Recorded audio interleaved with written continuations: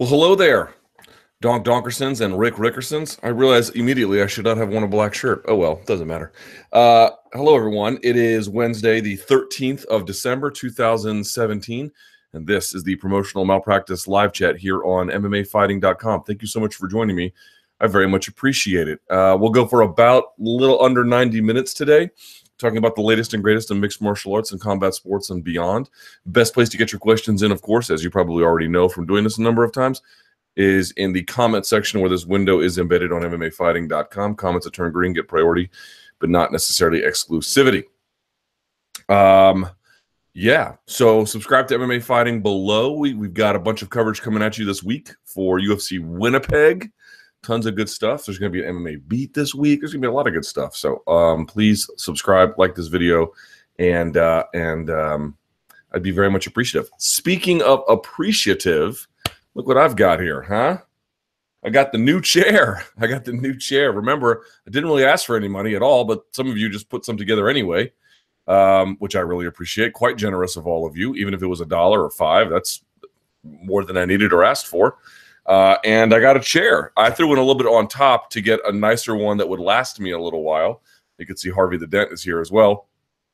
But I got one of these bucket chairs that gamers use, and it's the DX Racer, I don't know, Classic or King or whatever, big enough for a donk my size.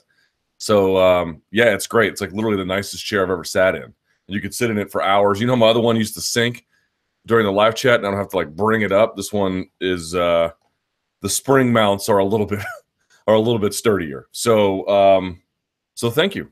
So thank you very much. It's been a very nice adjustment having this up here. Okay, with that out of the way, let us get to the show. Yeah, someone says, yeah, Danny goes, looks like you're about to stream on Twitch. Yeah, I know, it feels like it too. You can actually remove this, I think. Yeah, so you can take that out, but I have it because it's nice for your head. It's a nice chair. It's a really nice chair. Look at that. All right. Let's get this going if we can, por favor. All right. Oh, and of course, last 15 minutes, I go on Twitter. You can tweet me at LThomasNews, and I will get to you there. It actually changes the camera angle for me a little bit. I kind of have to back up. So I got to readjust some things here in my home office, and I'll be readjusting them over the next while. But one of the things I got to fix is, number one, I got to fix this back. But number two, actually the chair changes the camera angle because I don't have to lean as much. I can actually sit back, and even then I'm still barely in the frame. So I got to go back some to make this work a little bit better. But then I got to change my mic setup. So there's a lot of things that have to get fixed, but one thing at a time. All right. Let's do this. Immediate rematches. Hi, Luke. Great Monday morning analyst this week. Thank you very much. I really appreciate that. It's the first thing this person writes on the first comment. Yay. Watching it got me thinking, though. From what you were saying, am I right in thinking that you believe between two fights that Max actually made more adjustments as opposed to Aldo, even though he won the first fight?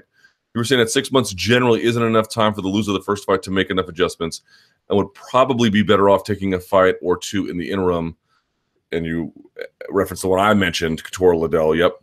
But then I was thinking about Nate versus Conor, too. In hindsight, does that make what Conor did in the second fight any more impressive, considering he only had 6 months to make the necessary adjustments? Or was it more down to Nate winning the first fight, thinking he had Conor's number and not really changing his approach for the second fight, making it easier for Conor and his team to game plan for it? What a great question. Also, in a related question, what would you think if Joanna got a rematch, immediate rematch? And who do you think would make the better adjustments, Joanna or Rose? Well, that's an interesting one because Rose had made, as we mentioned, those accumulative adjustments over time, so that by the time she got that title shot, it appeared, after the fact anyway, that she had so many new tricks that she was able to bring them out and bring them to bear. Plus, I don't think Trevor Whitman gets nearly enough credit for being an incredible coach, cornerman, and strategic thinker in combat sports. A guy, of course, who's done some coaching and cornering at a very high level in boxing. I tried to interview him, and he was so friendly. I've told you this before, but if this is the first time you're hearing this, he just doesn't want to do interviews anymore. But he was very, very friendly. But I'm gonna keep swinging that axe with Trevor because I'm gonna imagine that if I could get him to open up, there would be a potential gold mine of information therein. So we'll see how that goes. But to answer your question about Joanna, I would think she would have a lot of adjustments. Usually the loser has more adjustments to make. The problem is it's that in that short period of time, more often than not, now not always, but more often than not, the reason why they lost is because there's some kind of major gap that gets exposed. And 6 months is typically not enough time to close it or surpass it, right? That's historically been the case, but exceptions abound. You're noting Conor versus Nate. This is a great example. You have to really ask yourself, what were the conditions that established Nate winning in the first, and what are those different from in the second? Couple of things. One, I think he had a better adjustment, Conor did, about his weight. It looked like he had a very nonchalant attitude about the precision of his, what was it, body to fat ratio, or, maybe he changed his metabolic conditioning and training or something, but he clearly managed the size better in the second fight. A lot of times that's not going to be available to you because you're probably competing in your natural weight class. Really, how many adjustments can you make? You could probably do more cardio, eat better, something like that. But that is an unusual circumstance that Conor Nate had, where there was a lot of ground to cover in terms of how that weight was managed, because less so in the case of Nate, but certainly in the case of Conor, we can agree that's not his natural weight class, probably not his naturally best weight class anyway. Now, you can also argue that, hey, Nate Diaz was taking shots on a boat 10 days earlier. Fair enough. But he is a guy who had a lot of experience at 170. I think he fits at 170, not great. He's 3-3 historically at 170. Win and a loss coming to Conor. But it's a little bit easier for him to get up there and manage the size and scope of those battles in those weight classes. So I think that was one major adjustment that is unusual that you're typically not able to make. Certainly you're not able to make it in the Aldo Holloway case. In fact, if anything, they both really struggle to get down there, Aldo in particular. So that avenue is now cut off. And I think more importantly, there was this really, he looked, go back and watch the first fight. Conor looked really good in the first round. He won that cleanly. And was doing excellent work. And then there was this incredible drop off after the second, in part related to how he managed the weight and the training related to that weight, and another part in terms of just the overall strategy of what to pursue, individual tactics. If you look at the second fight, there's not a dramatic shift in tactics. There are some things that change. Of course, no two fights are identical, but it wasn't really a dramatic shift. It was more of a, how do we apportion our energy per period?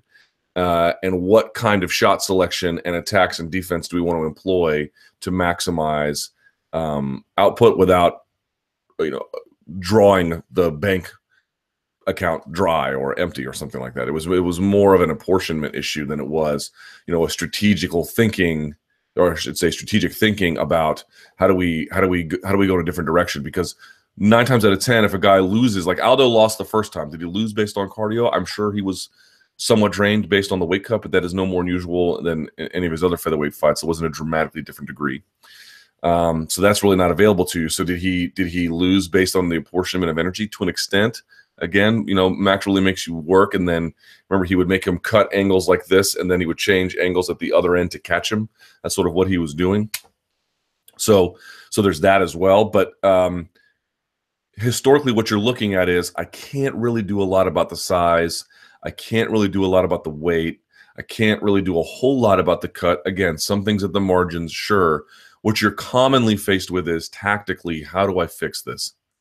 Tactically and strategically, what is really different that I can do in approaching this a second time? And as you can just imagine, 6 months, if that's really your only recourse against a very elite fighter, is just so very difficult. Now, Max is even more of a special case on top of that. Because he's got this modular game where he can create one modality of fighting, and then we talked about the directions, and he can create another completely different context for this. That is very unusual. That is very, very unusual. Guys can switch stances and they can fight certain portions of a round like this. Max Holloway can just be a different guy fight to fight. That is, that's just a mountain too high to climb for 6 months, even for a guy as exceptionally talented as Jose Aldo. And I think it'd be true. Let's say he fights Frankie Edgar and he beats him in a similar way.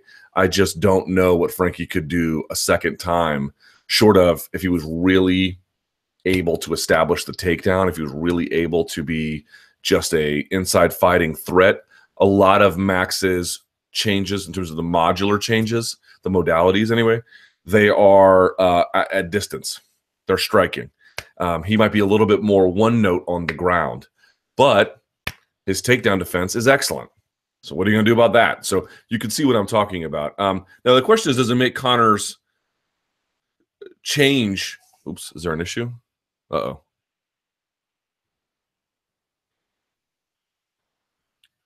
All of a sudden my chats are blowing up. Oh. Guillermo Cruz is blowing up my chats to hate on me about Real Madrid. I see you, Guillermo. I see you. He's blowing up my chat, blowing up my G chat during my live chat just to hate on me. I'm going to get you for that. Anyway, does it make what he did impressive? Yeah, I think it does make what he did pretty impressive. I mean, one, to get a win after you got finished in the first one is impressive. And I think, two, we've often talked about that fourth round against Nate Diaz. Boy, that was a real gut check moment for him, for Conor McGregor. So coming out like that and winning the way he did, it proved he could make some strategic adjustment. I don't want to say that's not part of it, but it's not the biggest part of it. But it showed he could make a mature overall performance, especially coming off of a loss. And I think that's really important. The only thing I will say about this is I cannot tell you how many emails I get from Conor McGregor fans who think he's doing things that he's not doing, and then he's not getting credit for them. Let me give you an example. And I mentioned, I'd never mentioned this before. I had a guy write me, very nice guy. I'm not mad at these guys, but they need to be very careful what they're saying. And this doesn't happen with any other fighter, including Ronda or anybody else, or even John Jones or something. There's this constant feel among Conor McGregor's fans, the hardcore ones, not the more casual ones. And they're not bad people, but they feel like he's not getting his due tactically, and I really don't understand that. So a guy wrote me being like, hey, all the things you said Max can do, where he can go one side, stance, and have these completely different sets of offenses in either case, and defenses as well. Conor was doing that in all these other fights. And then you go back and look at those fights, Conor wasn't doing any of that. Max was circling in, let's say for UFC 218, was circling from the right-handed position into his own left to smother the hip, right? So he didn't fight Lamas that way. He didn't fight Swanson that way. He did fight Jose Aldo this way, but went that direction, right? So these totally different universes almost. He was like, Conor did that. Conor didn't do any of that. Now, Conor did something else that was really impressive. He was cage cutting and corralling all of his opponents. He likes to be the guy at the center position, and he doesn't like to rotate. But imagine Conor was pushing into Chad Mendes in one direction consistently, where he was going in a circular motion inside the cage on one axis. So he's going like this while his whole trajectory goes like that. So it's two different rotations in that, where in the case of Holloway, he would show his back to the fence as he rotated in a circular direction, as he rotated around the cage. Conor doesn't do any of that. It's not to say he's not impressive in his own choice of offense. That's just the way he likes to compete. He likes to back guys up behind the two black lines. He likes to corral them. He likes to get them to go certain directions. He likes to force certain kinds of offense out of them. And then he has these incredible counters. On Nate Diaz, he'd have the inside slip, and he'd come over with the left, kept cracking them. Of course, he gets guys to turn, hits them with a spinning back kick. He's got a lot of different things he does, but he doesn't do what Max does. Now, in the end, you can say which one's better if you want, and that's a different debate. But you can't say that that Conor was doing all those same things before Max, because it's not true. They don't fight the same way, at least not in that respect. Now, eventually, when Aldo got tired, then you see Max begin to cage cut at the very, very, very end, where he stands there and doesn't let Aldo out of this corner. And then usually the last two contests anyway, he just closes the show from there. So just some notes there. Like, we have to be careful to not deny Conor certain things, but I cannot tell you how many times I get notes being like, hey, Conor did all that. And you go and look, and Conor didn't do any of that. I don't know why there's a portion of his fan base that is very certain he's not getting his credit, but whatever. He's a great fighter, and he's obviously doing quite well. Okay, GSP's credibility. This is a fun question. With all the discussion taking place regarding GSP's decision to vacate the title, I'd like to know what your thoughts are. The MMA community seem to be in disagreement on this issue. Yes, they do. A lot of people have been quick to criticize GSP for what they believe to be a deliberate plan of snatching the title and making history against the easiest opponent possible. Also won in a different weight class, because Let's assume that Tyron Woodley and Michael Bisping, this may not be the case, but let's just assume that they're equally beatable. And in fact, I'm pretty sure that they're not, but let's just say that they were. Bisping would still probably be the more attractive contest because it would now put him in that company of the four who have titles in two weight classes. Now, GSP, Conor, Penn, and Couture. Others believe that he would have returned to fight at middleweight regardless of who the champion was at the time. And furthermore, that he is doing the right thing, vacating the title and not holding up the division while he's unable to defend the belt. Do you believe that GSP was intending to embark on a new career at middleweight? I don't. And that his health issues surrounding a weight gain have forced him to vacate? Probably true. Or do you think that there was a more sinister plan at play from the beginning? And then he puts some word. I don't know what that is. Kenna Fossinen? The hell is that? Is this some Game of Thrones thing? Oh, it's just a dude's name, I guess. All right. So, good question. I guess there's a few things to say about this one. There's really, as I mentioned in my wrap-up video, or not wrap-up, I'm sorry, my immediate reaction video here on MMA Fighting, there's really two schools of thought about this, and you have to decide for yourself which school of thought you belong to. And I hate to say I'm somewhere in the middle, but I guess I kind of am, although I lean a certain direction more than the other one. But basically, you have to decide whether or not you think that that 217 was a magical night, that it really is not a big deal in terms of the divisions, that this will cause any substantive damage or any long-term lasting damage around a title. And that look how great it was with the pay-per-view returns, look how great it was in terms of just the historic nature of it all. And yeah, this wasn't an ideal following of the protocol, but the protocol can be kind of boring and staid, and why follow it if you don't get nights like that, right? That's one way to look at it. The other way to look at it is, yeah, sure, pay-per-view returns were great and gate receipts were great, but this is all short-term thinking while you're doing long-term damage to a division and long-term damage to the nature of a UFC belt. More and more, you're showing that you need a belt for apparently every pay-per-view, but that's not really possible. And so you're getting this constant devalued nature of the belt. Now, this is a somewhat separate issue from that, but the point being is this totally devalues the middleweight belt. It robs, everyone's like, well, Michael Bisping got a big payday at the end of his career. That's true. But you robbed Peter to pay Paul, because now you robbed Robert Whittaker of a big payday. And you can say, well, Robert Whittaker's 26 or something, and Michael Bisping's got like literally one fight left. Sure, that's true as well. But you don't actually know if Whittaker's going to get a big fight for the rest of his career. You're assuming that's the case because of his... There's no guarantee whatsoever. It's just a guess. That's all it really is. It's just a guess that it'll eventually work itself out. But Michael Bisping's 35 and it never worked itself out. Now, Whittaker advanced further in his career. I'm just pointing out that this notion that, like, well, rights will be wronged for Whittaker over time, that's just a guess. You don't really know that at all. There's no guarantee that's true. And if he loses to Rockhold, the whole thing gets blown up. So there's definitely a robbing of a Peter to pay Paul scenario there, where there's no real clarity about that. And more importantly, you have to ask yourself long term what kind of damage this thing does. When somebody does this, when they come in out of nowhere, they beat a champ who wasn't defending in the proper linear path, and they win, then they just immediately get rid of it, and there's this alternate path of contenders that now have to rise out of the ashes of this with no real relation or connection to the more celebrated, which is what that was, version of the title. There's all kinds of problems that cause. I mean, in the end, we're going to have to see what the long-term consequences of this thing. One of the things I would very much caution everybody to consider is that there's a lot of problems that are slow to reveal themselves in MMA. There's a lot of problems that people think that when someone tries something in terms of some kind of strategic business vision, that the merits of it will immediately make themselves available. And in some cases, that's true. In this one, let's say the pay-per-view buy rate was really good for UFC 217. It was great. The gate receipt, third all-time in Madison Square Garden. Hey, you're doing something right in that sense. But I would go back to this oversaturation debate. I don't know how you can argue that we need 26 Bellator shows a year. I don't know how you could possibly argue that we don't have too many UFC fighters and too many UFC fights.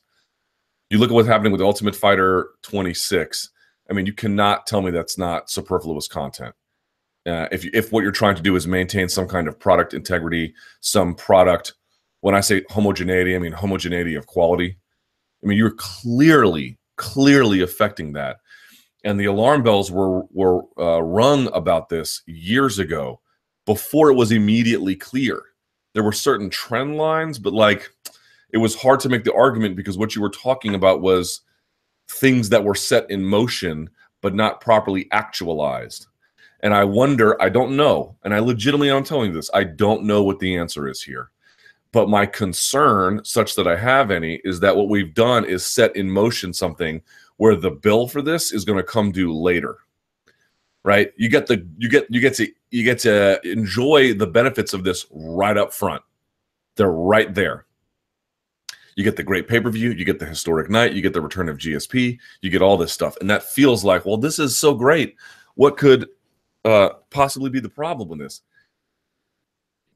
We'll see what happens in the end. You know, I don't really know, but I feel like I've seen this play out before. You know, where the costs of something are kicked down the road, and then when the bill comes due, everyone's like, well, how did we get here? We got here by not maintaining some discipline about the protocol. We got here by overestimating the short-term value and the long-term costs. So the answer is, I guess we're going to have to see. My hope is that, look, my thought is that no matter what, it did some damage. The question is whether or not the damage is relatively negligible, in which case, no big deal, or that the damage is substantive in accordance with all the other ways in which the UFC title is being devalued over time. And in aggregate, those can be incredibly powerful forces. I really think we need to stop with the weight classes. This is too much. This is way too much. Before I was like, what's the harm in adding 165? It won't solve weight cutting issues, but it might help a little bit. You know, no big deal. No, stop, no more. This is not good for business. This is not good for the consumer. This is not good for the product. Certainly not now. If however many months, days, years down the road, we see that the UFC is teeming with talent that really need a place to go, okay, you know, we can make that choice down there. But I am calling for enough of this. Enough of interim titles, if we can avoid it. Enough of additional weight classes. This is clearly and unequivocally watering down the product to a degree that is making it partly unpalatable. And now Bellator's got a separate problem going on Spike, but they're literally hitting, and I'm not exaggerating this, all-time lows.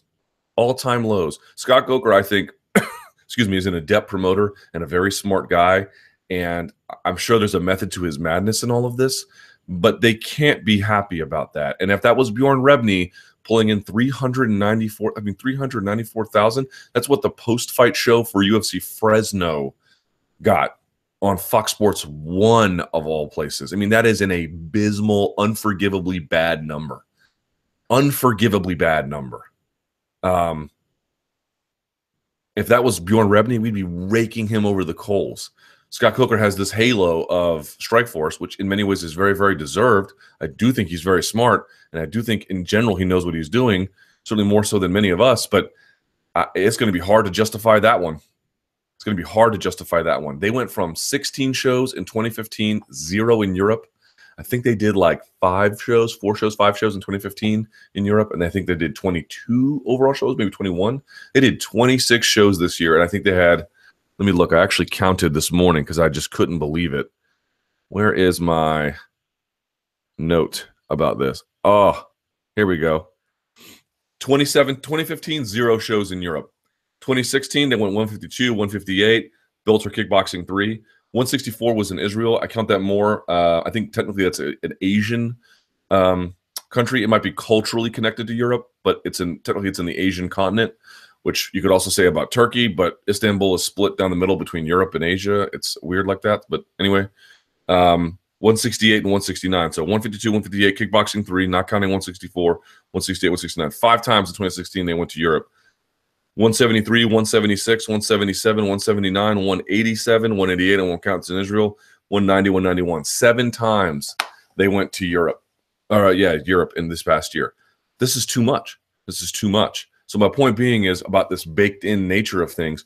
we make these decisions that have these really short-term benefits, which are right up in our face, and we say, well, this must be the prevailing wisdom. And then down the road, we have these problems that we have to encounter later on and then figure out what we're going to do about. But we'll have to see about this one. All right. I don't know why y'all care so much, but here we go. Luke is a dedicated listener. I know you have a background in the military as a Marine. That's true. Are a black belt in BJJ. I am definitely not even close. And now mainly do weightlifting and powerlifting. I do not do Olympic lifts, although I'm looking into it now. Because you can teach yourself for the most part how to deadlift. You can certainly teach yourself how to bench, and you can teach yourself how to squat. That doesn't to say that you won't make mistakes or even bad mistakes doing it, or that you couldn't really benefit from a coach. You absolutely could. In fact, I would recommend getting a coach for any of those lifts.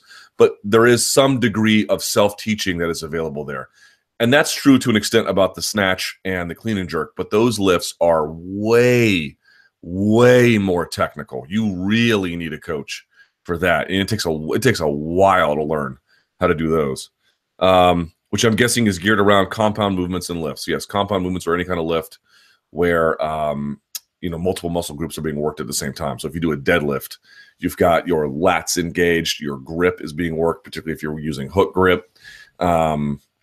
Let's see, what else is being worked? Your upper back tightness is being worked, your entire posterior chain, your hamstrings, your glutes, to an extent your quads, I guess, depending how you do it. But yeah, all that is being worked. All that is being worked. So that is a compound movement. What I would like to know is, what is your overall background in martial arts? I am just a guy who shows up. What disciplines and how long? Have you trained or competed in boxing or anything else? F no.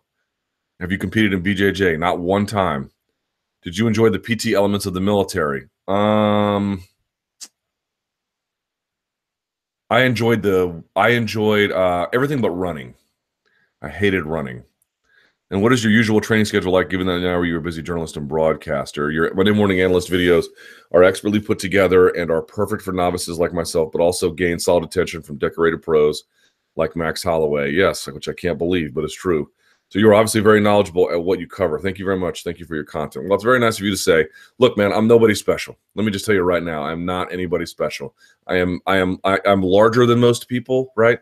But I'm just an average guy in every way when it comes to anything athletic. Any kind of progress I've made, any kind of size I've put on the weight room, any kind of skills I've picked up in the gym are just from showing up day after day after day after day after day.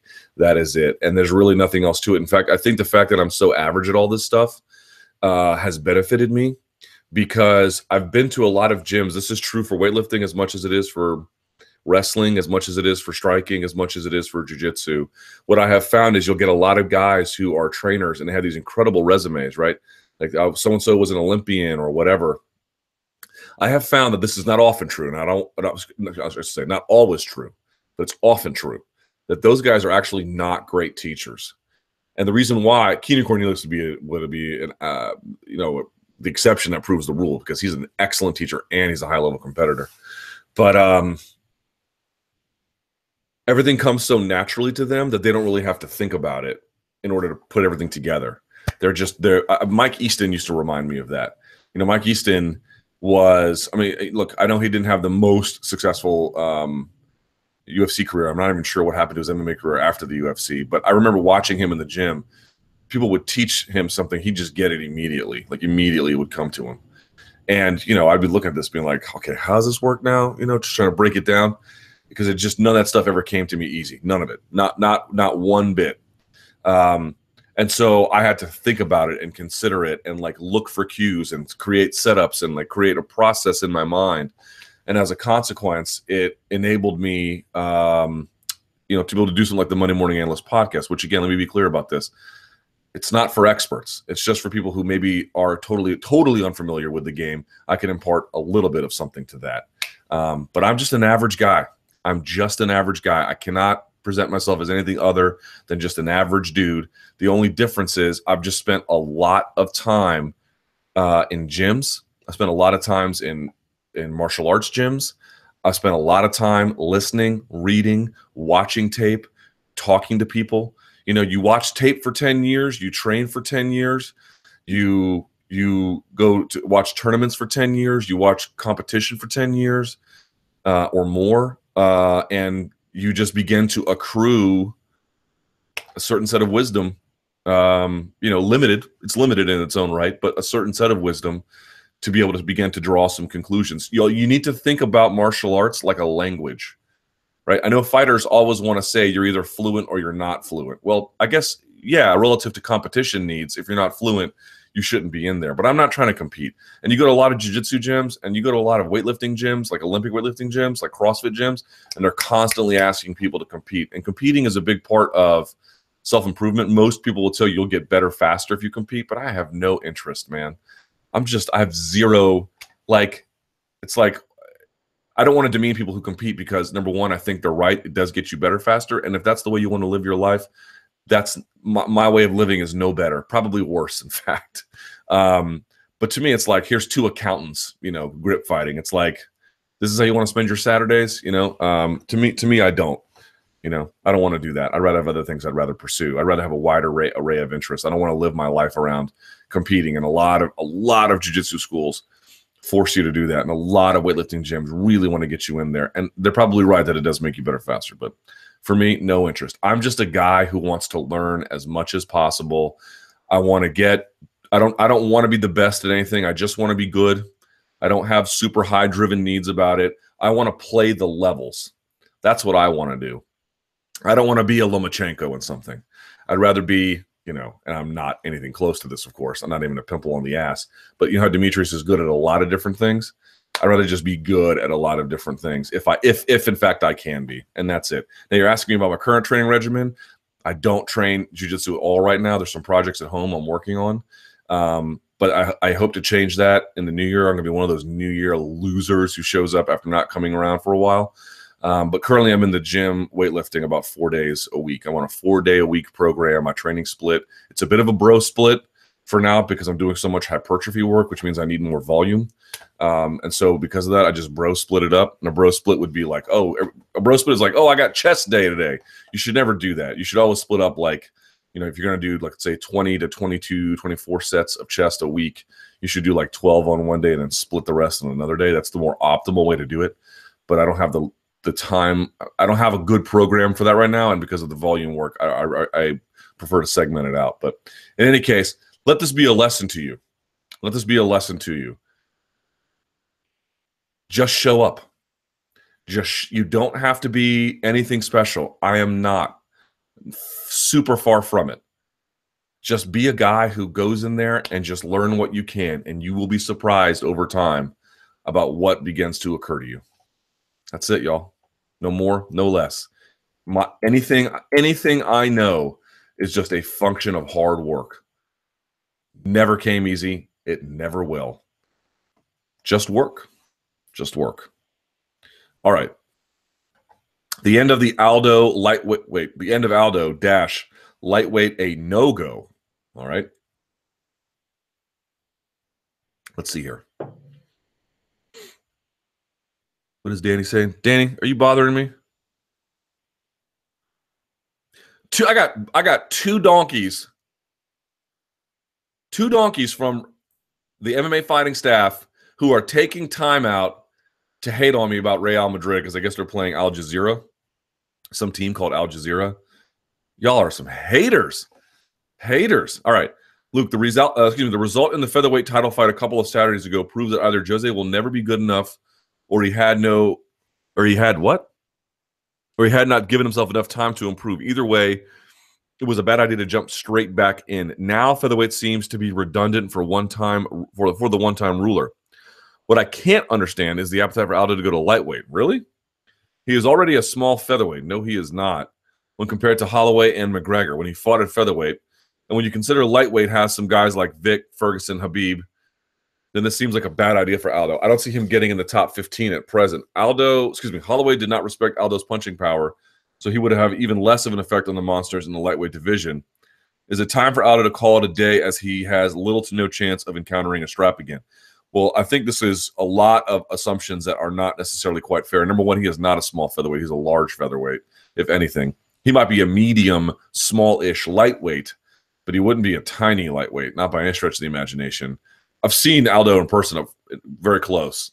He's not small. And you're like, well, he's smaller than McGregor. You mean the guy who can't make 145 anymore? Or Holloway, the guy who probably isn't going to make 145 for much longer? Yeah. Compared to those guys, maybe he is a little bit smaller in frame. Moreover, again, it's about that adjustment. It may seem like 10 pounds, but if you have 10 pounds to play with, how do you apportion it? Right? Do you add 7 pounds of muscle, lean mass? That's a lot. Moreover, even if he's not as big as you say he is, his punching power might actually improve if he goes up a weight class and isn't drained. And certainly he might also have a speed advantage.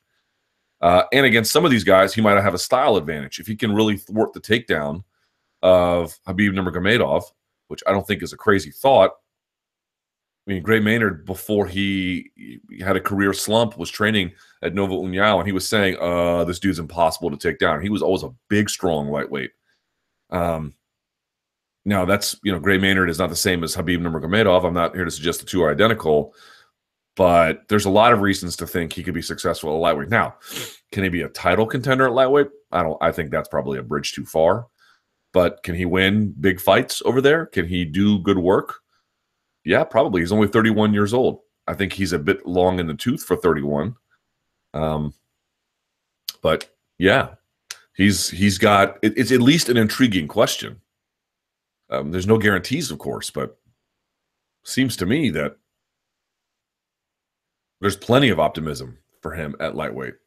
But I recognize that it's a tough division. He's got his work cut out for him. Yeah, someone says here, in what world is Aldo a small featherweight? I completely agree. I don't buy that at all. Someone says just because he struggles to make weight doesn't mean he is a big featherweight. That's exactly what it means. He doesn't come in there with a lot of fat on him. That could be discipline issues. Does he look like he has an undisciplined diet to you? He's 5'7" and not particularly huge. Yes, he is. Compare that to Tony Ferguson, Khabib, James Vick, Kevin Lee, Conor, Nate Diaz, and Gaethje. Okay, I will. Tony Ferguson walks around at 200 pounds. He's a little bit big for the weight class. He cuts a lot. He's just good at cutting it. Khabib, James Vick, same thing as Tony Ferguson. Kevin Lee has had his own issues as well. Conor, we'll see. Nate Diaz, fine. And Gaethje. Gaethje's not a particularly huge lightweight. And Frankie was never a particularly huge lightweight, and he was a champion. So, again, I'm not guaranteeing you he'll have success, but I think there's plenty of reason to think that a move up there could be beneficial. Besides, from a promotional standpoint, featherweight's a dead end for him. It's just you lost to the guy twice. That's it for you there. Unless he, I don't know, retires or has some kind of traumatic injury. And even then, does the UFC really want to go back to you? That's it. The show's closed. Someone says Aldo versus Pettis at 155 can happen. I would agree. Would also like to see Cerrone versus Aldo at 155. Sure. Would love that fight. Aldo versus Barboza would be a sick fight. Agreed. Aldo. Someone says, my 2 cents. Aldo is just too small to have sustained success against the elites at 155. That might be true. Sustained success against the very best might be a bridge too far. Guys like Ferguson, Gaethje, and Cowboy would absolutely tower over him. Habib versus Aldo on the ground, that would be absurd. Well, no one gets Aldo to the ground hardly unless they hurt them. And I don't know how Habib would hurt him on the feet. So that would be an interesting contest. And let's see how Habib does against Barboza, too.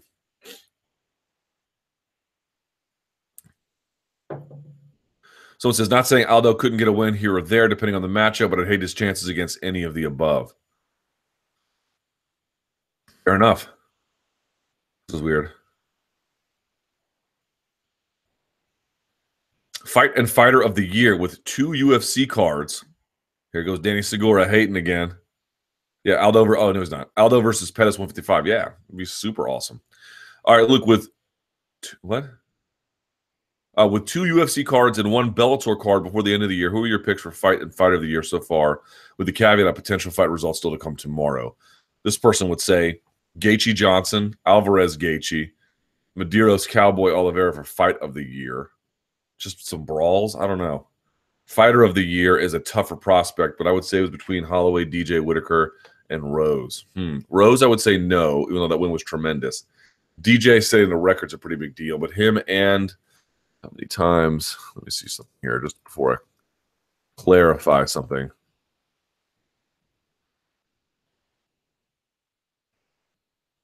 Yeah, he only fought twice in 2016 and twice in 2017, Demetrius Johnson. So definitely what he did was beyond impressive, but I would like to have seen 3, you know. Cody Garbrandt was fighter of the year, but he had 4 fights in a year. That's different. He went unranked champion, but someone says, how about McGregor again? I know that he was only 0-1 in boxing, but a lot of people had him as fighter of the year last year, and he was only 2-1 in MMA. Well, some had him as fighter of the year because he did something that no one else had done in MMA before, or at least in UFC before, where he held 2 titles at the same time in 2 different weight classes. Now, Dan Henderson did that in Pride, but in UFC, no one had ever done that. And so there was something kind of magical about that, but I don't think I had him as fighter of the year. Like, I don't really remember who I had. The thing about the Gaethje fights and the Cowboy fights is, like, who doesn't love them? I really feel like there should be a difference between brawl of the year and fight of the year, because it just ends up happening that brawls people think are the best fights, but I don't really believe that. Like, at the end of the day, who doesn't love a brawl? I mean, who doesn't love what Yancy Medeiros and Cowboy did? Everybody loves that. Who doesn't love what Brian Stan and Vanderlei Silva did? Everybody loves that. It's awesome. It's great. Like, who doesn't love it? But that's really the best fight all year? I don't know. It feels to me like a fight should have major stakes. It feels to me like a fight should have, yes, ebbs and flows and momentum. It should have, you know, drama. And all those fights kind of have some of that stuff, but it also is just a lot of offense. There's no defense ever. And defense doesn't necessarily have to mean boring. It can just mean, you know, enough to keep it going. And sometimes the defense adds to the drama, you know? So I don't know. I have to go back and think about it a little bit. You know, give me some time on this one, but I'm personally a little bit hesitant to give brawls always fight of the year. They're the most fun fights of the year. They're the best brawls of the year, but I think we should reward technical proficiency a little bit more than we do when we consider fight of the year, because we award technical proficiency when we award all the other ones. Submission of the year, we're awarding technical proficiency. Fighter of the year, you're awarding accomplishment through technical proficiency.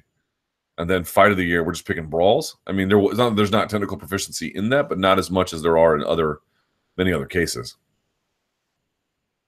Someone says knockout of the year. This person has Barbosa's flying knee KO of Dariush. God, that was brutal. Paul Daly's flying knee KO of Brendan Ward, also brutal. Paul Daly with a spinning back fist and punches KO of Larkin. I wouldn't put that on the list, but it was certainly very great. Dillashaw KO over Garbrandt. That's a big one. Holmes question mark kick of Correa. Yeah, sure. That's a good one. You have to add in Ngannou's KO of Overeem. That was ridiculous. So there's been a couple of good ones for sure.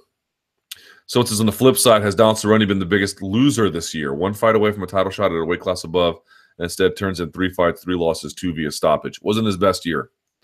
Or are we still giving that title to John Jones? You can't give it to John Jones yet, because we still don't actually know what's happening with him. I keep contacting Howard Jacobs, who is one of his attorneys, a famous attorney who defends fighters in anti-doping cases. And they keep saying, give us 2 weeks and get back to us. Then we wait 2 weeks and go back. Like, give us 2 weeks and get back to us. So I don't really know what that means, other than they clearly feel like they have more work to do before they're ready to talk. But, yeah. So it could still be the case that you need to at least entertain the possibility that he could be in some way exonerated. I find total exoneration probably unlikely, but if he's only out another year, retroactive to his last one, you know, was he really the biggest loser? I mean, performing the way he did at 214 was pretty epic. It wouldn't be top of my list. But certainly you could make a larger, you know, if it's 2 years, that would be really bad. If it's 3 or 4, I mean, it's catastrophic. And if you want to look at the larger body of missteps he's had, then yeah, it would be, you know, a top contender for a guy who has mismanaged his career. Let's see. Oh, God, here we go. I knew this was inevitable. There are talks about Manny Pacquiao. Ferguson is out for a while with the elbow surgery, right? GSP vacates his middleweight title. Nate Diaz is turning down UFC offers left and right.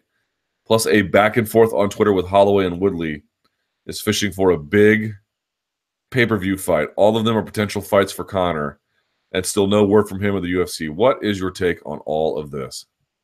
Well,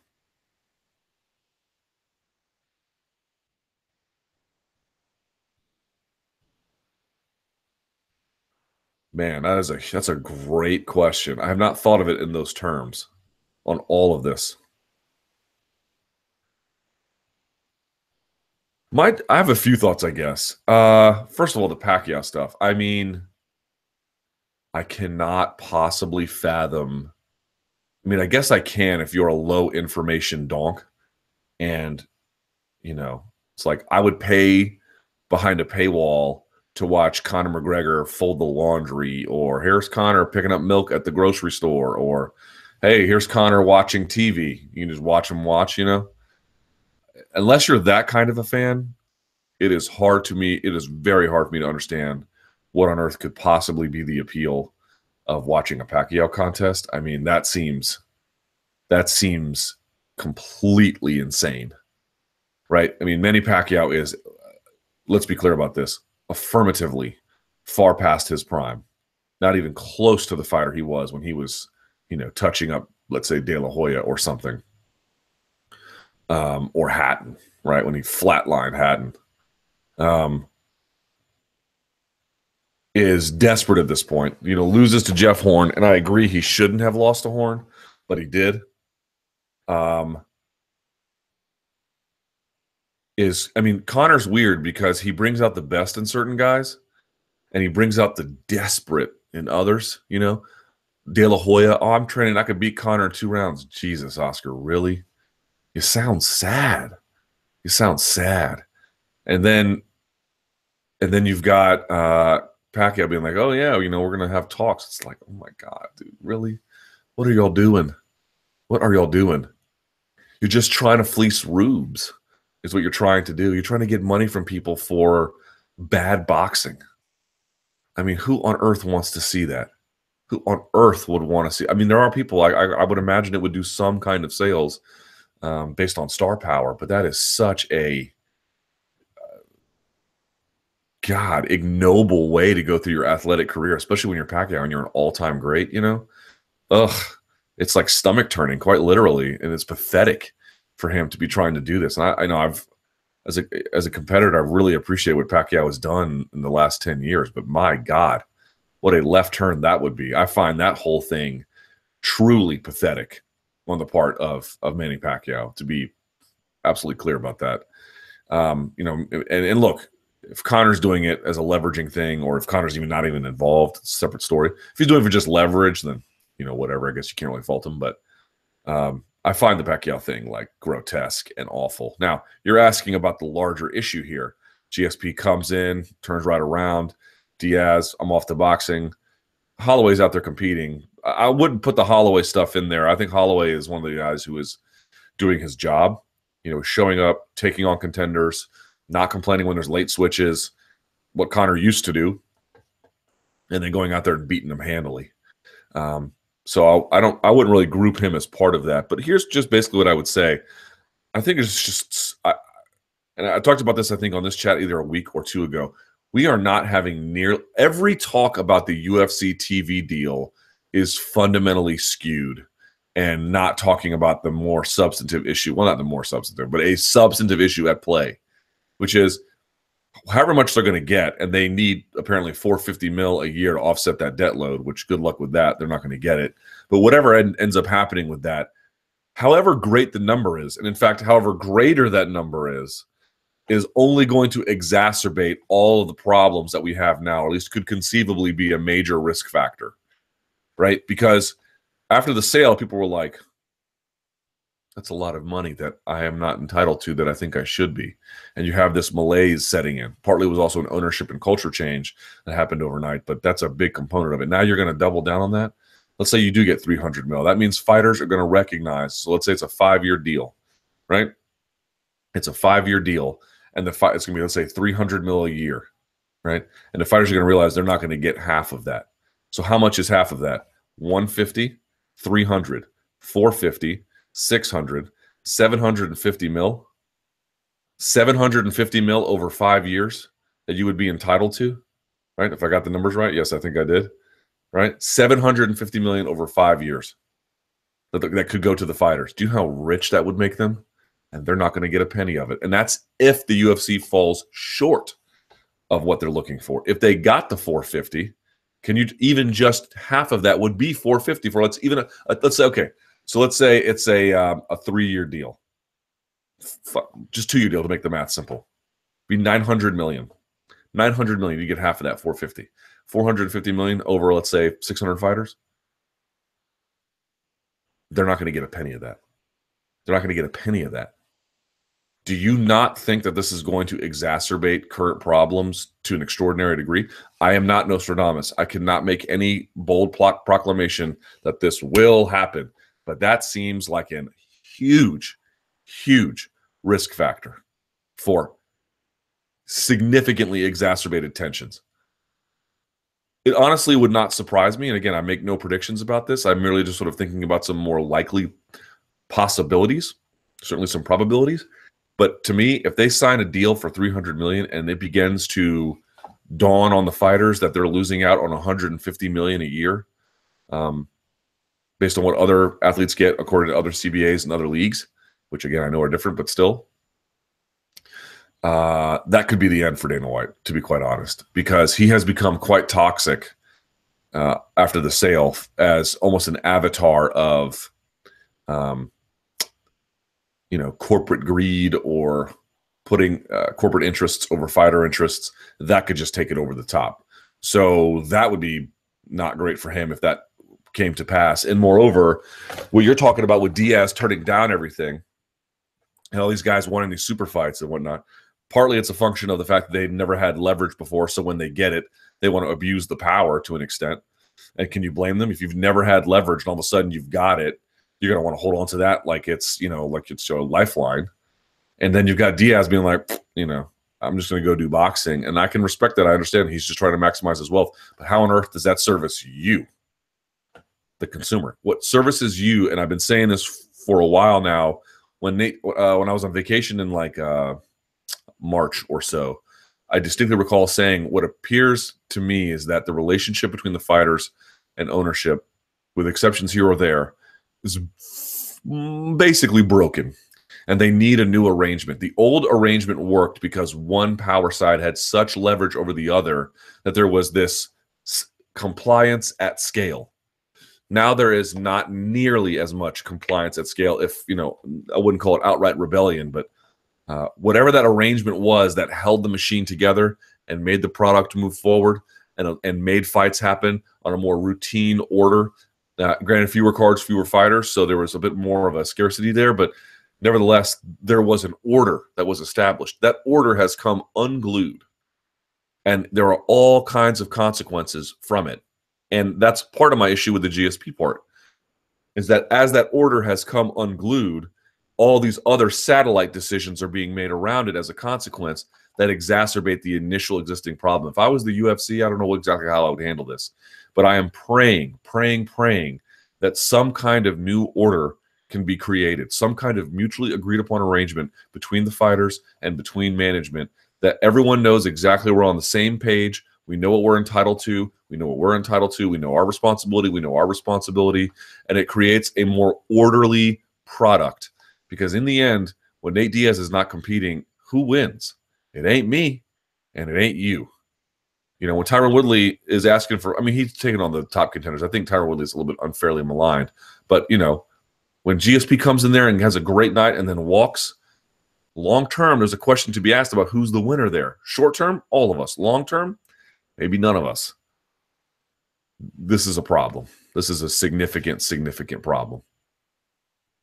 Lawler versus RDA. There's a big fight in the welterweight division this weekend. Who do you think will win? This is a tough one. This is a tough one, man. Part of me feels like I'm not totally sold on RDA and welterweight. Part of me feels like I feel like that's a naive thing to say. Part of me feels like I'm still not convinced that the guy who's taken the most significant strikes, maybe it was in welterweight history or even in UFC history or something, has no shop worn effect. Another part of me feels like, well, didn't he answer that with Cowboy? There's a lot of uncertainty with this one. There's a bit of lack of clarity, which is why the fight is so great. I love lack of clarity that is clarified through the fights. How do you see the rest of the welterweight title picture? Woodley wants a big pay-per-view name. GSP vacates. Well, GSP just put him off. Forget about Nate Diaz. Covington's out there barking up the tree. I don't think he'll get it next. What should be next? We'll see what happens with Ponzinibbio and who's he fighting? Ponzinibbio and Perry. Let's see what happens with Usman. He's out there. He's still behind though. Let's see what happens with Darren Till. I think Darren Till needs a big contender, and then the winner of that might get it.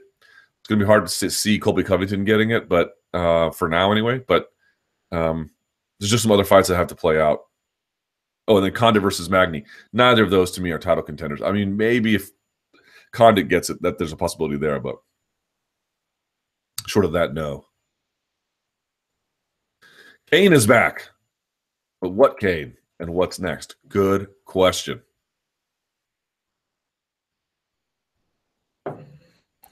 We have an exciting heavyweight title matchup, and now Cain is back in the gym.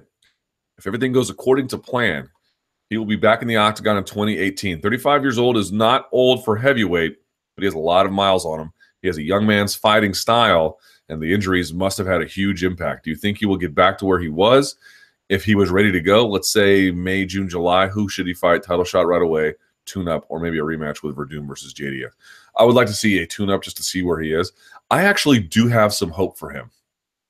And I'll tell you why. As you mentioned, 35 is not old for heavyweight, but he does have a fair amount of miles on him. But here's the thing.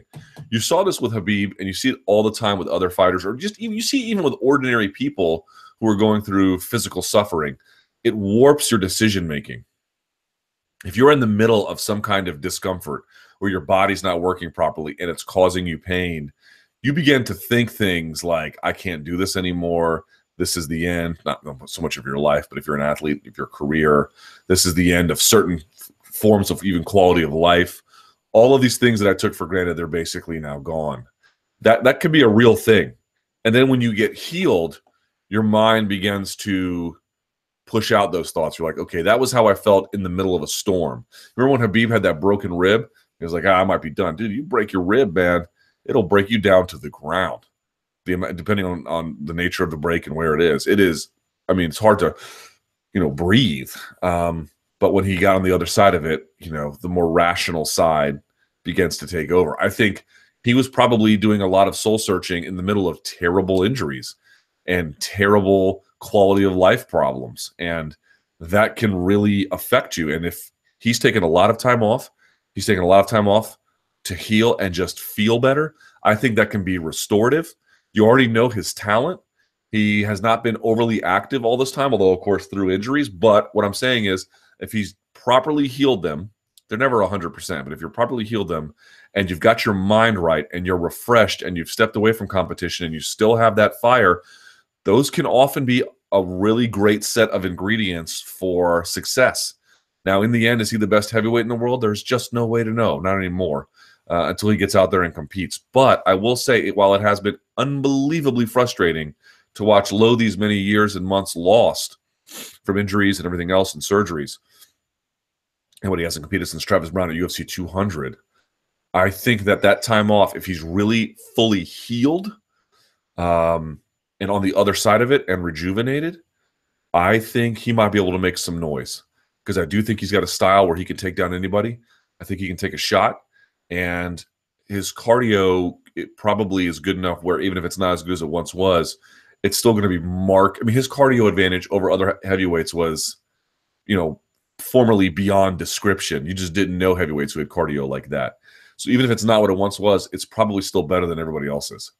So, I'm saying this from a degree of cautious optimism. I'm not saying this from a degree of, I'm not guaranteeing you that this will all go great, but I guess what I'm saying is I am more hopeful about this than others. And in terms of who he would fight, I don't know. Let's see what the picture looks like, when we get up there. So.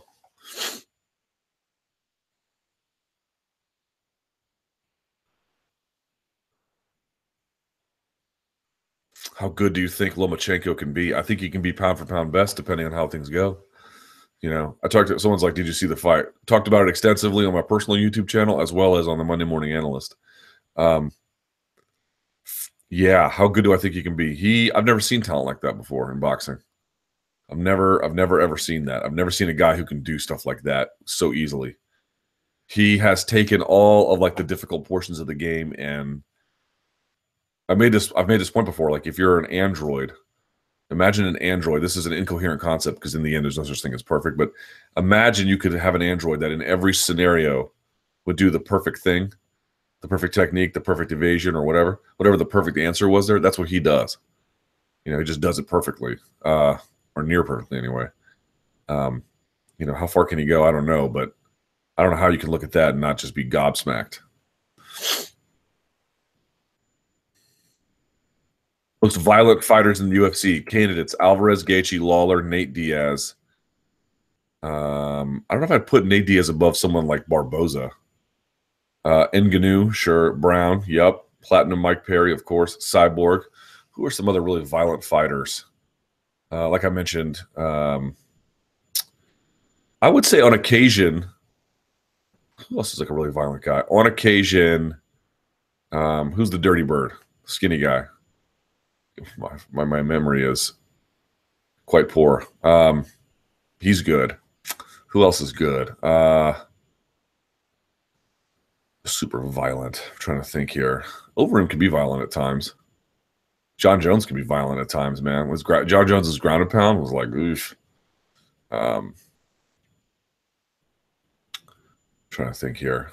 At a welterweight, who's like a super violent guy. Mike Perry is super violent. Condit at times was violent.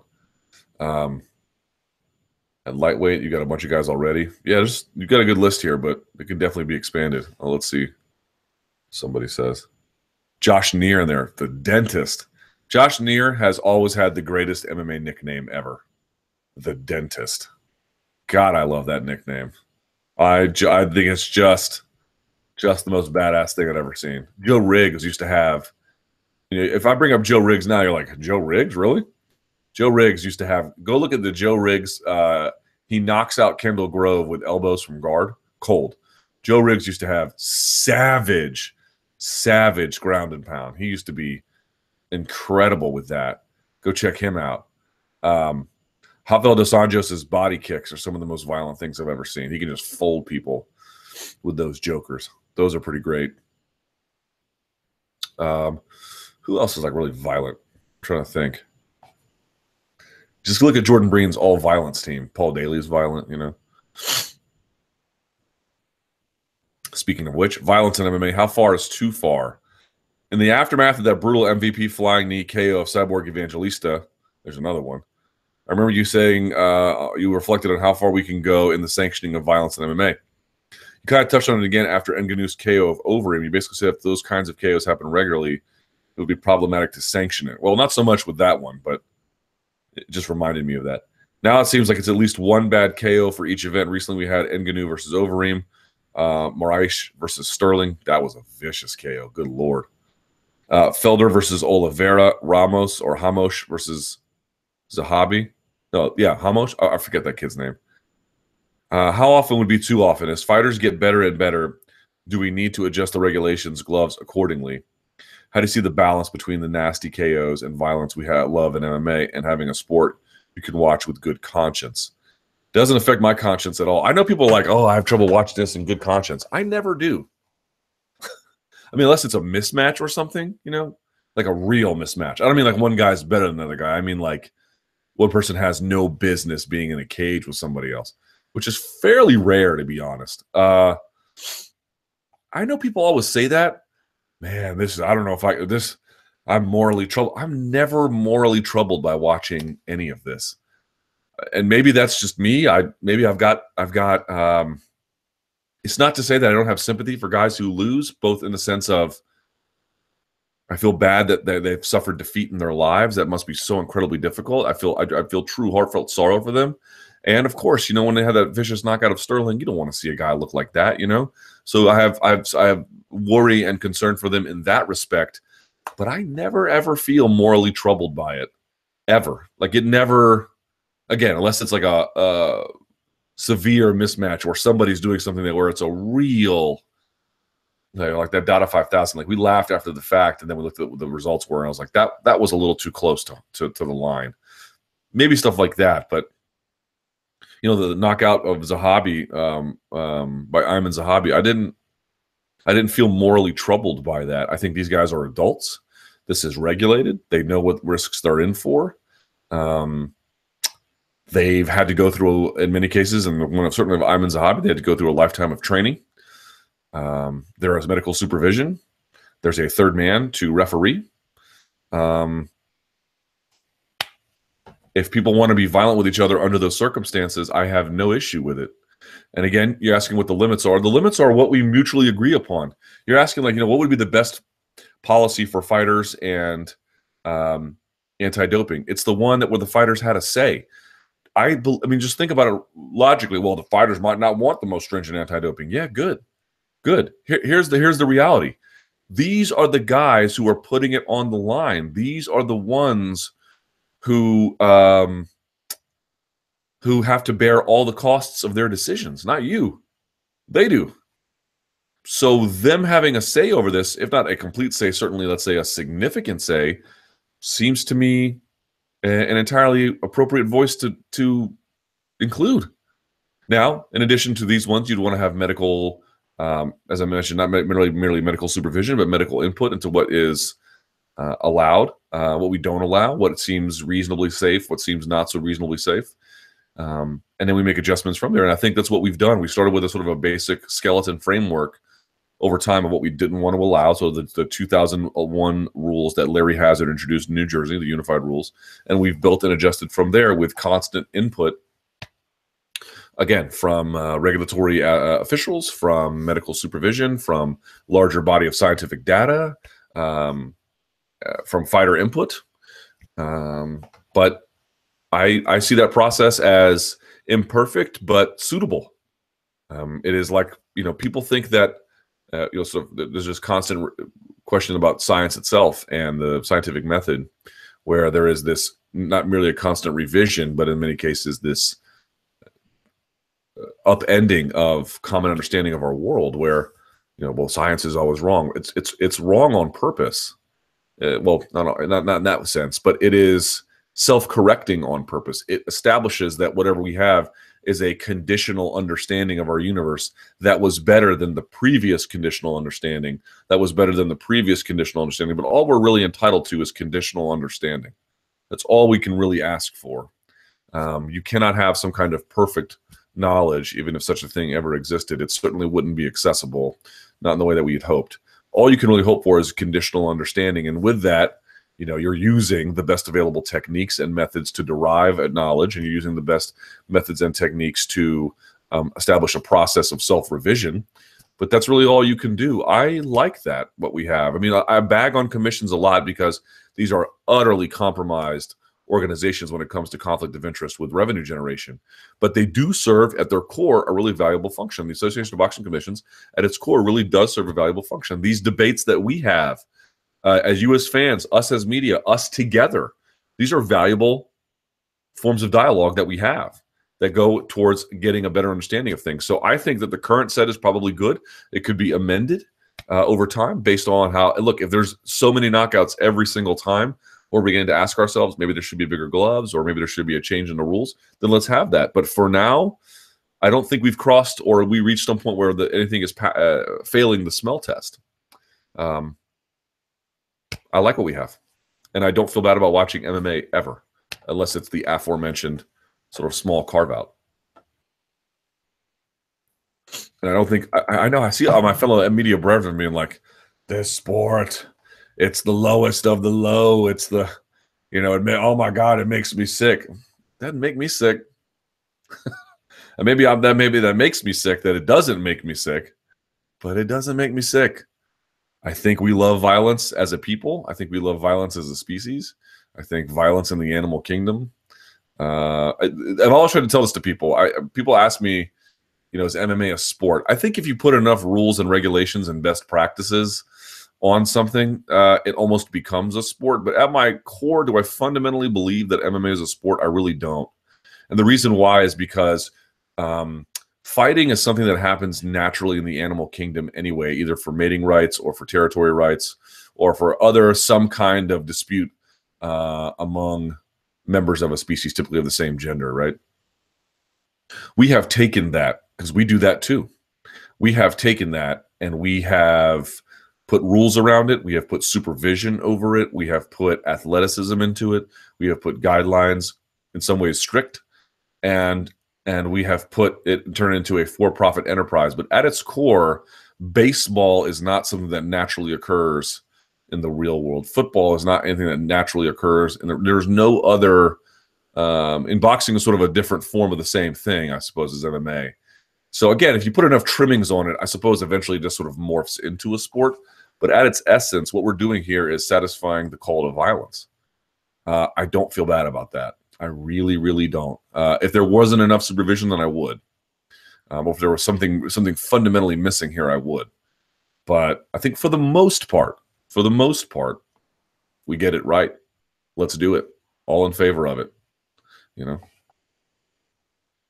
Rafael Carvalho seems criminally underrated at this point. He has won 15 in a row in his last 55 fights. Alessio Sakara, KO. Milvan Manhoef, KO. Milvan Manhoef, decision. Worst fight ever. Brendan Halsey, TKO. Joe Schilling, decision. Well, the Schilling fight, he wrestled him. The Halsey fight was nice. He did stop him with a shot to the gut. Milvan Manhoef, decision. Arguably the worst fight I've ever seen, and that should have gone to Milvan anyway. The Milvan Manhoef KO was really nice, actually. And then the Alessio Sakara KO. He is nowhere to be seen on any rankings. He beats Mousasi badly. You heard it here. Okay, if you say so. Jesus, this question is like 50 miles long. Let me go a different direction here. Sherdog Radio going away. Luke, I recently discovered that TJ DeSantis announced that the Sherdog Radio Network was going away and the general future of their business was not certain. Seeing that Sherdog used to be a major player in the MMA media game, do you see this as a change in the times as video content is essential to survive for many platforms? Or is this a combination of less interest in MMA outside of giant stars like McGregor? I think it's a much more simple answer. I think the guys who purchased Sherdog, I think it's either Evolve or Crave Media, have done just an incredibly poor job of managing it. And they did all the things they needed to gut it. Let me say something about Sherdog. We don't really talk about this in the media very often because it's a little bit uncomfortable. A few things need to be mentioned. There are still some very talented people at Sherdog that deserve some praise. Jordan Breen being one of them. I believe Mike Fridley is still there. And they're doing the best they can with what they have, I think, in a difficult circumstance.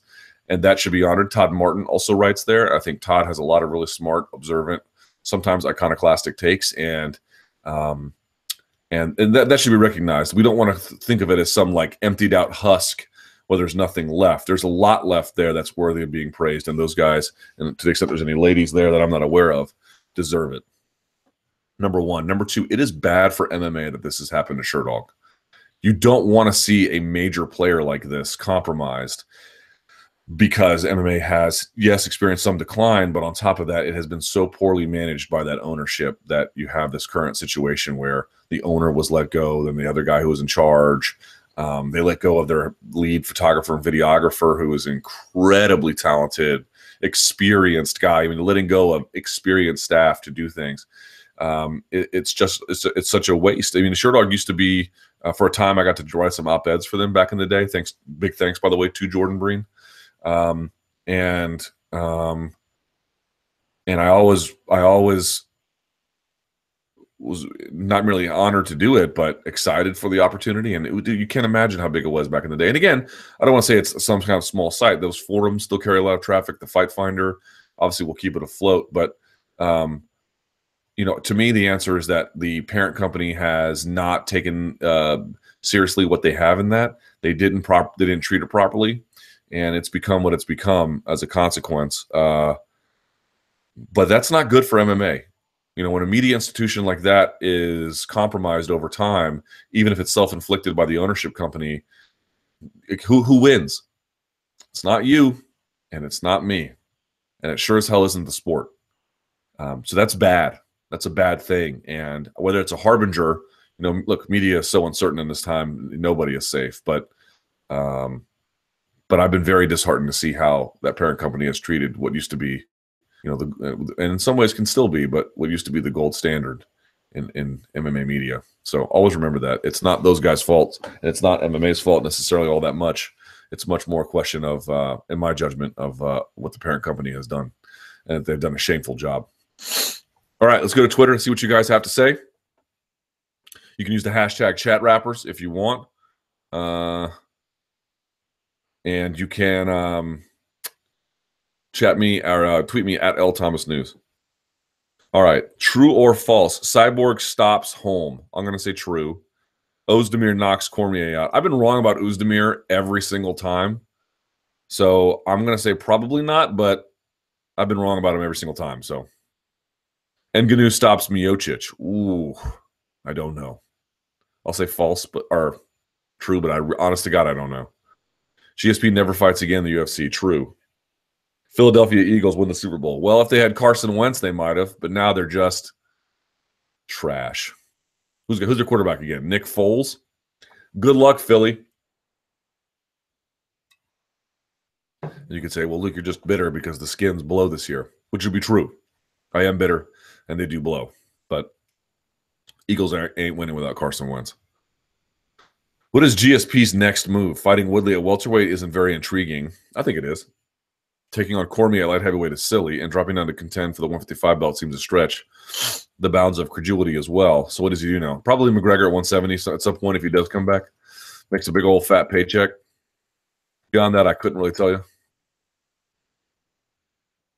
Colby is doing everything he can to be the bad guy, but Woodley will still be the one to get booed when they fight because the GSP and DS fights he is chasing could create instability.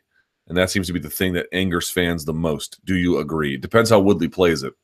If Woodley takes it and really tries to play up how he's the good guy and Colby's the bad, which Colby is all too happy to do, then no, I wouldn't agree. But if there's some hemming and hawing about things where, as soon as he gets it, I'm not fighting number one contender. I mean, he did end up doing it, but there are just certain media messages and plays you can make to really turn people off. But if he goes the other way, then no. It's not. Well, I guess what I'm trying to say is it's not written in stone.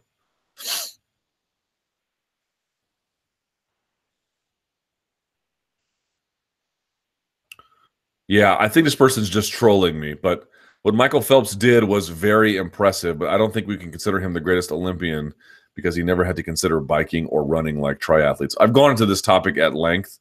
I've said this before after watching Lomachenko versus Rigondeaux. In my opinion, which is all that it is, Lomachenko is the most talented combat athlete in sports today. That's certainly debatable. There's a lot of different ways you can go on that one. You could say Demetrius Johnson. You could pick somebody in amateur wrestling or whatever somebody in judo, Teddy Reiner in judo or something. Well, you could pick whatever you wanted. But in my judgment, it's Lomachenko. But that's just opinion. But there's a lot of people being like, well, he doesn't have to account for kicks and punches. Or I'll go punches, yes, but no kicks in jiu-jitsu. And I made this point. I'll make it one more time very quickly. You'll recall Coach John Kavanaugh, when he was talking about the lead up to the Mayweather-McGregor fight, was saying something kind of similar, namely that, it's going to be great because we don't have to deal with, let's say, wrestling or jiu-jitsu or even kickboxing when we deal with Mayweather, which is all true, except it's addition by subtraction. As you cut out those other things, number one, you're going into a world where these guys have extraordinary, significantly higher for that world subject matter expertise, and you're establishing a new set of conditions for combat that don't exist in the sport you're coming from. So it is a learning curve for new situations, and you're dealing with a higher level of subject mastery.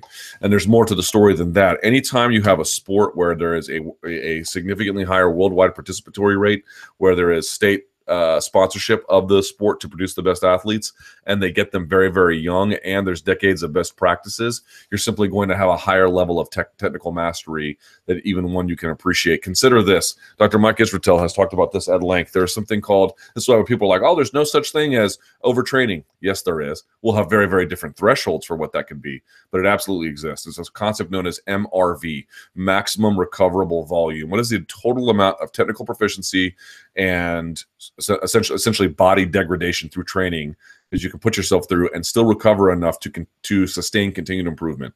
Then everyone's going to have a different variety of numbers based on all different set of factors: the training itself, your genetics, your diet, your sleep, whatever. But MRV is a real thing. Consider this.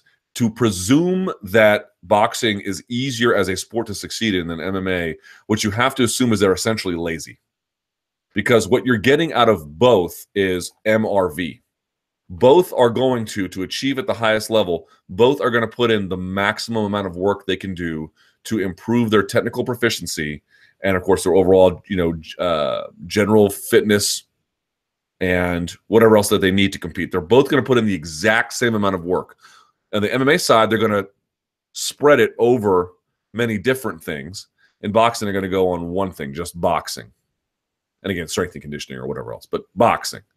It's not less of an effort. It's an identical amount of effort, an identical amount of the maximum recoverable volume work to get somewhere. They're just dispersing it differently.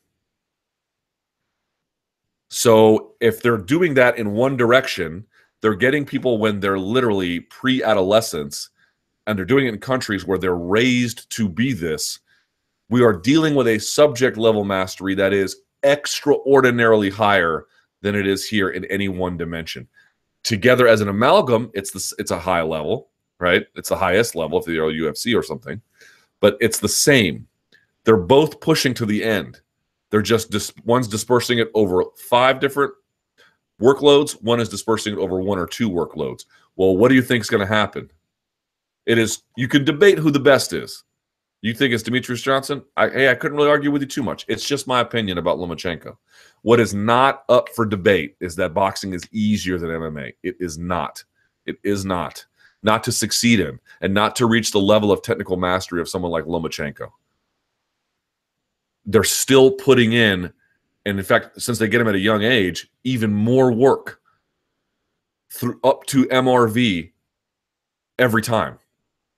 So if you've got 6 people in each group and they're both doing the exact same amount of work, sleeping the same, dieting the same, but one's training for 1 discipline and the other one's training for 3 disciplines, they're going to get really far, but one is going to have to share that across 3. One is going to be able to dig into 1.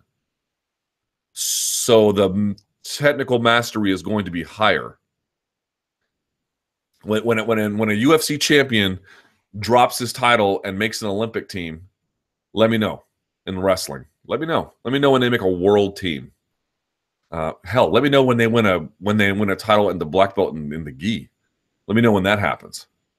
Let me know when they win some kind of and kickboxing does not have a very high worldwide participatory rate relative to those other sports. But let me know when they win a kickboxing. I mean, Alistair Overeem did, but he's maybe the only one, and he had a lot of experience in kickboxing before that. So you just don't see a lot of it, and he had to take 2 years off. So just consider that. I mean, and the amount of people doing kickboxing is infinitesimally smaller than wrestling or boxing. Way, way, way, way smaller. Anyway. In terms of violent fighters, don't discount Prime Joe Lazon. Good one. For proof, visit his stoppages of Kurt Warburton. That was good. Gabe Rudiger, he crushed Gabe. And Jens Pulver. That's true. The Kurt Warburton, he had a Kimura from Triangle, if I recall. Had him in a triangle and then still locked up a Kimura from there. That's nasty. Mark Hunt is clear to fight. What new medical test did he have to pass, or was it arbitrary? I don't know. Who wins, today's Lomachenko or Prime Floyd? Tough to say. Maybe Lomachenko. I don't know, but probably Lomachenko. I don't know. I've never seen him do the things he kind of does. Who wins, Shields or Askren in sub-grappling contest? Shields has a more decorated background in sub-grappling, but I would love to see it. Because Shields would have to work underneath. Probably Shields, but I don't know. Ben is sneaky tough. I would lean Shields. If Lawler defeats RDA, is anyone more deserving of a welterweight title shot? No. He would probably get it. Do fighters have to pay a percentage of the bonuses like Fire the Night to their coaches, etc.? Typically, yes. Typically, the coach will make 3, 5, 10% of their earnings. 10's a little high. I've heard 3 to 5 is pretty common. But yeah, they get. I mean, maybe not. I mean, it depends on their arrangement of the coaches. It's not written into law. It's whatever that they, But it's usually like a function of what your overall earnings are. They get a cut of that. What is happening with John Jones? I'm trying to find out.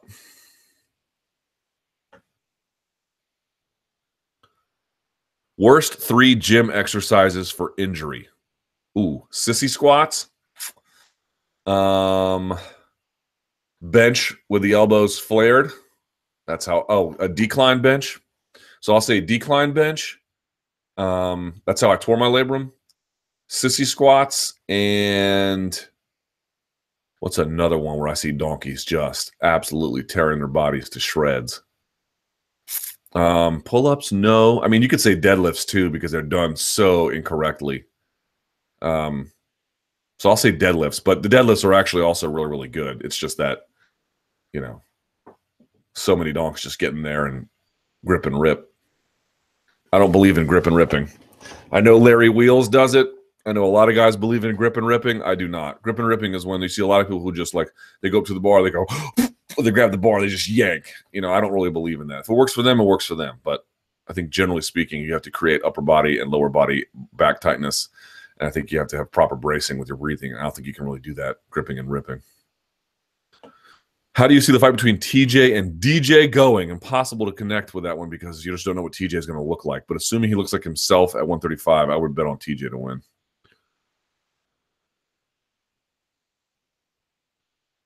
Strikes to the back of the head. Should referees give more leeway to a fighter trying to secure the finish when his opponent is hurt, or do more to protect the fighter against illegal strikes when they're the most vulnerable? They do the best they can. There's a picture here. Who is this? Oh, yeah, this is Alvarez and Gaethje. Alvarez wasn't intending to. He had a hammer fist, and he was trying to come down, and then Gaethje kind of turned, and so it hit him right in the back of the head.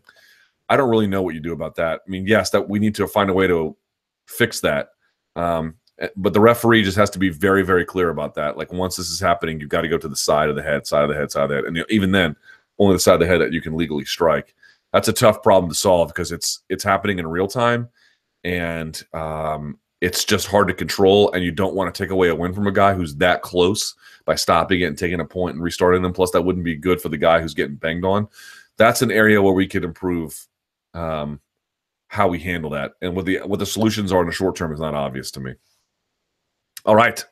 It's about 2:30, so that means it's time for me to check out. I appreciate you guys watching. Like the video, subscribe to MMA Fighting below. Stick around because we're going to have a beat tomorrow. Like I said before, Esther and Casey are up in Winnipeg. We're going to have tons of coverage of UFC on Fox 26. So thank you guys so much for watching. I appreciate it. Appreciate the chair. It's really nice. You guys are the best. Until next time, you know what to do. Stay frosty.